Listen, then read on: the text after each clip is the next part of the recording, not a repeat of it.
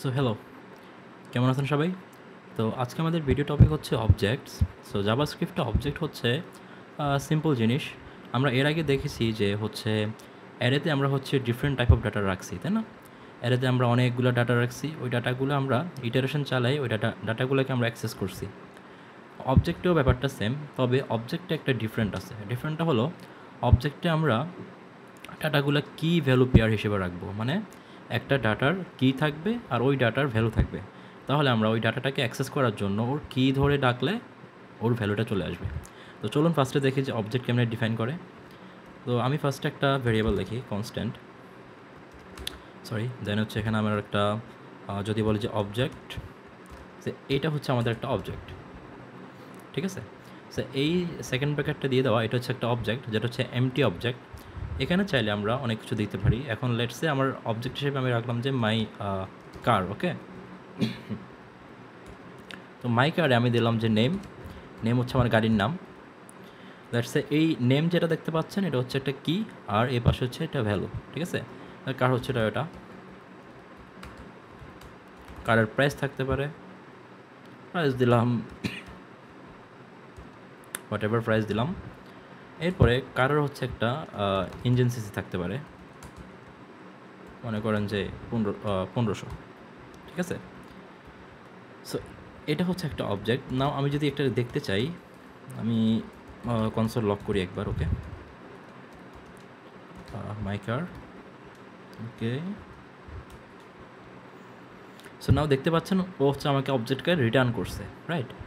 এখন অবজেক্টটা যেহেতু রিটার্ন করছে, এখন আমি চাইলে অবজেক্টের স্পেসিফিক ডাটাগুলোকে নিতে পারি। লেটস সে আমি অবজেক্টের ভিতরে যদি আমি বলি, এই ভ্যারিয়েবলটাকে যদি আমি বলি যে ডট দিয়ে অ্যাক্সেস করতে, তাহলে কিন্তু আমি অ্যাক্সেস করতে পারবো। কারণ হচ্ছে আমার অবজেক্টের নিয়ম হচ্ছে আমি কোনো একটা ভ্যালুকে ডট দিয়ে অ্যাক্সেস করব, ওকে? আমি চাইলে এখানে একটা কপি পেস্ট করে আমি চাইলে এখানে প্রাইসটাও দেখতে পারি, ওকে? এই যে দেখতে পাচ্ছেন প্রাইসটা। আমি চাইলে একটা ভেরিয়েবল নিতে পারি যে হচ্ছে my car name is equal to my car dot name. So এরপর আমি নিতে পারি যে my car price, my car dot price, ঠিক আছে? এখন যেহেতু আমি মাই কার প্রাইস নিয়ে নিয়েছি, এখন আমার আছে কি ইঞ্জিন সিসি। তো মাই কার ইঞ্জিন, সরি, এই অটো পাইলট অনেক ঝামেলা করতেছে by the way, okay? So এই অবজেক্টে যতগুলো ডাটা আছে আমি সবগুলোকে ডট করে করে নিয়ে নিলাম। যে হচ্ছে এই ডট করে নেওয়ার মানে হচ্ছে আমি এই মাই কার ডট নেম মানে হচ্ছে মাই কারের ভেতরের যে নেমটা আছে সেটা নেব। তো সেটা নেওয়ার মানে হচ্ছে আমি মাই কারে গেলাম, যাওয়ার পরে মাই কার ডট নেম মানে ভেতরের ভ্যালুগুলো আমি অ্যাক্সেস করতে পারবো। তো সিম্পল হিসাব, আমি যদি এখানে এখন সুন্দর করে দেখাই দিই এইভাবে যে my car is my car name, and engine cc is,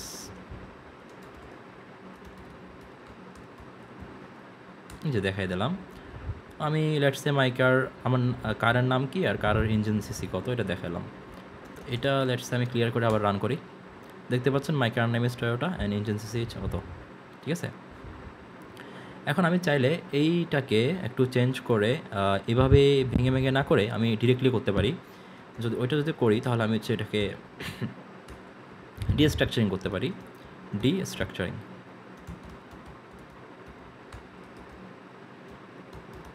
okay? So destructuring যদি আমি করি তাহলে হচ্ছে আমি এটাকে জাস্ট এভাবে বলে দিব যে মাই কার। এটা বলে দেওয়ার পরে আমি এখানে কোনো ভেরিয়েবল না নিয়ে আমি জাস্ট এখান থেকে একটা অবজেক্ট নিয়ে তার ভেতরে আমি ভ্যালুগুলোকে নিয়ে নেব। এটা আরও ইজি না, ব্যাপারটা অনেক সিম্পল। কারণ এর আগে আমরা কী করছি, তিনটা ভেরিয়েবল নিয়েছি। তিনটা ভেরিয়েবল নেওয়ার পর আমি তিনবারে হচ্ছে my car dot name, my car dot price, my car dot engine CC এভাবে নিয়েছি। আর এখন আমি ডিরেক্টলি হচ্ছে একটা ডিস্ট্রাকচারিং করে নিয়ে নিয়েছি। তো এটা অনেক বেশি এফিশিয়েন্ট। তো আমি যদি এখানে ডিরেক্টলি নেম লিখি তাহলে আমাকে আর ওই ভেরিয়েবলের নামটাও লিখতে হচ্ছে না।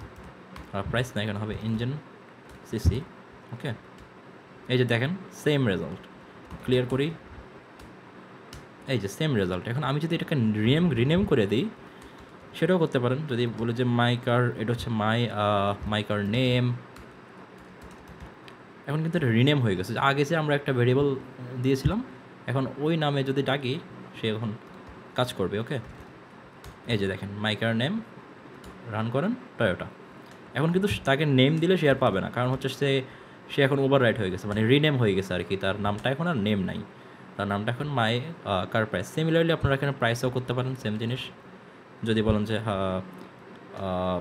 কার প্রাইস, এখন এটার প্রাইস নাই। ওকে, আর ইঞ্জিন সিসি যদি বলেন যে শুধু শুধু সিসি দিবেন, একটু শর্ট ফর্ম করে ফেলবেন, আপনার ইচ্ছা। ওকে ওকে, সো শর্ট ফর্ম করার ফলে আমি এখানে সিসি পাচ্ছি, আর এখানে যদি আমি দিই ডিরেক্টলি বলে দিচ্ছি যে নেমটা পাচ্ছে না।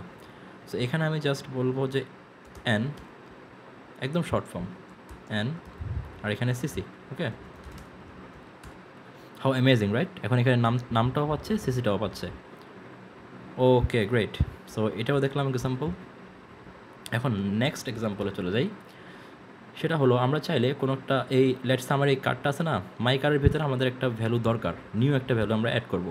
তো সেই ক্ষেত্রে আমরা কী করবো? So let's going to the adding new value for object. তো নতুন ভ্যালু অ্যাড করার জন্য আমাদেরকে ডিরেক্টলি মাই কার লেখে, এখানে নেমটা দেওয়া আছে না, আমি বলবো যে মাই কার এস দিলাম যে 2। এখন আমি যদি অবজেক্টের শেপটা দেখি, আবার অবজেক্টটার কী অবস্থা, মাই কার রিলোড, করি, এই দেখেন একটা নতুন ভেরিয়েবল আসবে এখানে। আমি যদি একটু করে দেখাই, এখানে একটা নতুন ভেরিয়েবল আসছে দেখেন, এস 2, রাইট। এটা কিন্তু আমি কীভাবে নিয়ে আসছি, এটা কিন্তু আমি আমার অবজেক্টে বাই ডিফল্ট ছিল না, ঠিক আছে, অবজেক্টে বাই ডিফল্ট ছিল না, আমি কিন্তু পরে এটাকে অ্যাড করছি। ওকে, সিমিলারলি আপনি ভ্যালুগুলোকে আপডেটও করতে পারবেন। এখন লেটসে আপনার কারের নাম হচ্ছে টয়োটা, এখন লেটসে আমি একটা নতুন ভেরিয়েবল না, সরি, আমার একটা নতুন নাম দিব কারের, হচ্ছে এখানে নেম ইজ ইকুয়াল টু হবে যে টয়োটা না, আমার কার হচ্ছে এখন আরেকটা, আমার কার হচ্ছে লেটসে ফেরারি। ওকে, এখন যদি আমি আমার কারটা দেখি, এখন দেখতেই পাচ্ছেন যে হচ্ছে এখন নামটা আর টয়োটা নাই, এটা এখন ফেরারি হয়ে গেছে। ওকে, তো এটা আপডেটও করা যাচ্ছে। সো এটা হচ্ছে আমরা কী করলাম, যে update the value of object. So অবজেক্টের ভ্যালু আপডেট করা আর হচ্ছে ক্রিয়েট করা, তা শিখে গেলাম। এরপর হচ্ছে অবজেক্টের ভ্যালু কেমন ডিলিট করতে হয়। Okay, delete the value of object. Okay, so delete করার জন্য সিম্পলি এই যে এআইটা এনেবল করা আছে, তো এই জন্য বলে দিচ্ছে আগে ভাগে। সো ওকে, ডিলিটটা ইউজ করবেন কিওয়ার্ড, এরপর আপনি কোন ভ্যালুটারে ডিলিট করবেন, কোন ফিল্ডটা। লেটসে আমার এখানে প্রাইসটা খুব কম, তো এটা দিব না, মানুষ যাতে না দেখে এটা। সো প্রাইসটা এভাবে দিলে হবে না, অবজেক্টের ভিতর থেকে দিতে হবে মাই কার ডট ওই যে প্রাইসটা। ওকে, এখন যদি আমি এটাকে দেখি, এখন দেখবেন যে নেম আছে, ইঞ্জিন সিসি আছে, বাট প্রাইসটা নাই, ওটা চলে গেছে। ঠিক আছে, তো এইগুলো অবজেক্ট নিয়ে হচ্ছে বেসিক অপারেশন। আপনারা কোনো একটা ডাটা অ্যাড করতে পারবেন, কোনো একটা ডাটাকে আপডেট করতে পারবেন, এরপর ডিলিট করতে পারবেন, হোয়াট এভার সব কিছু করতে পারবেন। এখন চলুন দেখি যে ডাটাকে, এই ডাটাগুলোকে ট্রাভার্স করা যাবে কি না। আমরা তো দেখছি যে হচ্ছে অ্যারেতে আমরা সবসময় লুপ চালায়ে ডাটাটাকে ট্রাভার্স করি, মানে ডাটার ভিতরে যা ভ্যালুগুলো আছে না, এগুলো আমরা একটা একটা নিয়ে নিই। তো এটা করার জন্য জাভাস্ক্রিপ্টে একটা স্পেশাল লুপ আছে, যে লুপটার নাম হচ্ছে ফর ইন লুপ। ওকে, এখন ফর ইন লুপ আমরা হচ্ছে এভাবে ইউজ করব। এটা হচ্ছে একটা লুপ যেখানে আমরা বলবো ফর ইন লেট কি ইন মাই কার, মানে আমার কারের ভিতরে যা কি আছে না, কিগুলো হচ্ছে আমি লুপ থ্রু করব। আর এই অবজেক্টটা বানানো হয়েছে, এই মানে লুপটা বানানোই হয়েছে অবজেক্টগুলোরে ট্রাভার্স করার জন্য। ওকে, এখানে যদি আমি সিম্পলি যদি কিগুলো আপনাদেরকে দেখাই, যে এখানে কি, ওকে সরি টাইপিং মিস্টেক। ওকে, কি,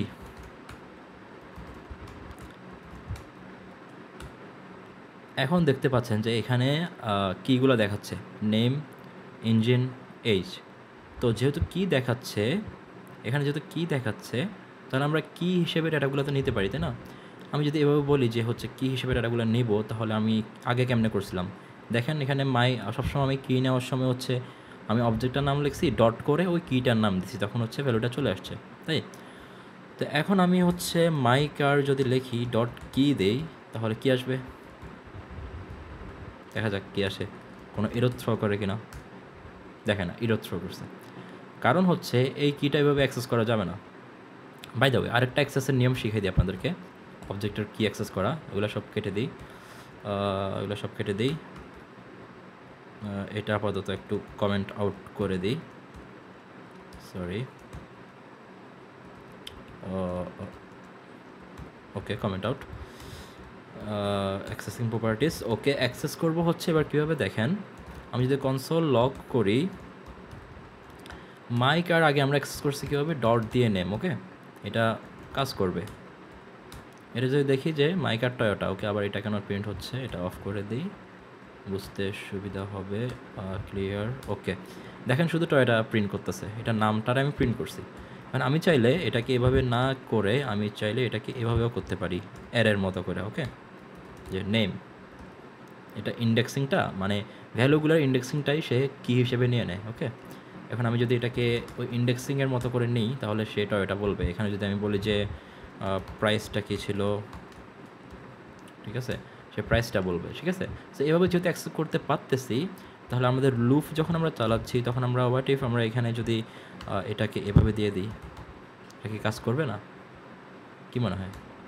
এই যে দেখেন কাজ করছে, দেখছেন? তার মানে কি, ভ্যালুগুলোকে এভাবে অ্যাক্সেস করা যাচ্ছে, লুপ চালে অ্যাক্সেস করা যাচ্ছে, হোয়াট এভার ভ্যালু সবগুলো অ্যাক্সেস করা যাচ্ছে। এখন এই লুপের ভিতরে আমরা চাইলে যে কোনো কন্ডিশন বসাই হোক, যেভাবে হোক আমরা কাজ করে ফেলতে পারবো, আমাদের ডিজায়ার্ড যে আছে সেটা আমরা করে ফেলতে পারবো। তো এখানে আরেকটা বিষয় বলে রাখি, সেটা হচ্ছে অবজেক্ট ডট কিজ নামের একটা জিনিস আছে, যেটা হচ্ছে আমরা চাইলে আমরা কিজগুলোকে মানে দেখাই আপনাদেরকে, না দেখালে বুঝবেন না। এই দেখেন, ইউজিং অবজেক্ট কিজ, ওকে। সো এখানে আমি কি করব, একটা